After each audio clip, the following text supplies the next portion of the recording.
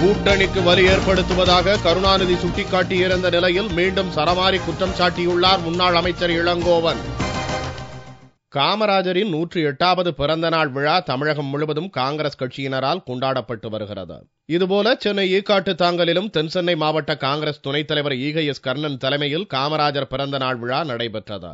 இதில் கலந்து கொண்ட முன்னாள் மத்திய அமைச்சர் EVKS இளங்கோவன் 200 பெண்களுக்கு சேலை மற்றும் 1000 பள்ளி குழந்தைகளுக்கு நோட்டு புத்தகங்களை வழங்கினார். அதன் பின் பேசிய EVKS இளங்கோவன், இப்போதெல்லாம் காமராஜர் ஆட்சி நடத்துகிறோம் என்று சொல்லிக்கொண்டு தங்கள் குடும்ப உறுப்பினர்களை பதவிகளில் அமர வைக்கின்றனர். காமராஜர் ஆட்சியில் எந்த ஒரு தலித் IAS அதிகாரியும் பழிவாங்கப்பட மாட்டார். பல்கலை துணைவேந்தர் பதவிகளுக்கு 2 கோடி விலை பேச மாட்டார்கள் என்று சரமாரியாக குற்றம் சாட்டினார். ஆட்சி நடத்தி கொண்டிருக்கின்றவர்களையும் கேட்டால், நீங்கள் எதற்கு காமராஜர் ஆட்சி கொண்டு வர வேண்டும்? நாங்கள் செய்து கொண்டிருப்பதே காமராஜர் ஆட்சி தானே, நாங்கள் ஆட்சி செய்வதே காமராஜர் ஆட்சி தானே என்று சொல்லுவார்கள்.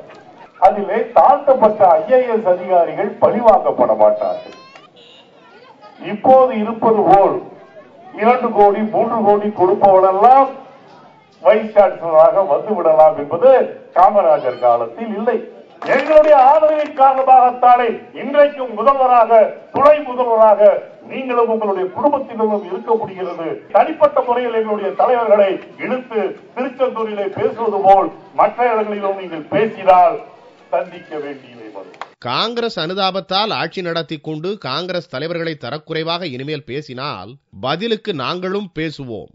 இதனால் ஏற்படும் பிரச்சனைகளை சந்திக்க தயார் என்றும் இளங்கோவன் சவால் விடுத்தார்.